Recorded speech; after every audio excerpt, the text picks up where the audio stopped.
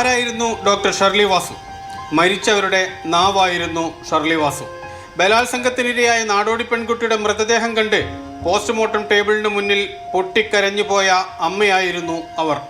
അടിയന്തരാവസ്ഥയുടെ ഇര രാജന്റെ മൃതദേഹം ഒരിക്കൽ തന്റെ ടേബിളിന് മുന്നിൽ വരുമെന്ന അസാധാരണ തോന്നലിന്റെ ഉടമയായിരുന്നു.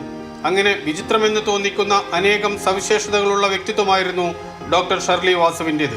കേരളത്തിലെ ഫോറൻസിക് മെഡിസിൻ എന്ന് പറയുമ്പോൾ മാഡത്തിൻ്റെ പേരാണ് ഇപ്പോഴും ആദ്യം എല്ലാവരുടെ മനസ്സിൽ വരിക. കാരണം മാഡത്തിൻ്റെ ഒരു പ്രത്യേക രീതിയാണ് ഈ കേസ് അനാലിസിസൊക്കെ. 3000-ലധികം മൃതദേഹങ്ങൾ അവർ പോസ്റ്റ്മോർട്ടം ചെയ്തു. കുറ്റകൃത്യങ്ങളുമായി ബന്ധപ്പെട്ട കേസുകളിൽ അവർ പോലീസിനൊപ്പം ഉരുക്കുപോലെ നിന്ന് പ്രതികൾക്ക് ഇരുമ്പഴികളൊരുക്കി. വനിതാരത്നം ഉൾപ്പെടെ പുരസ്കാരം, പോസ്റ്റ്മോർട്ടം ടേബിൾ എന്ന പേരിൽ പുസ്തകവും നിരവധി ലേഖനങ്ങളും. പരിയാരം, കോഴിക്കോട്, തൃശൂർ മെഡിക്കൽ കോളേജുകളിലായി 40 വർഷത്തെ സേവനം. ഉച്ചയോടെ വീട്ടിൽ കുഴഞ്ഞു വീണ് മരിക്കുകയായിരുന്നു. CK Vijayan, Mathrubhumi news, Kozhikode.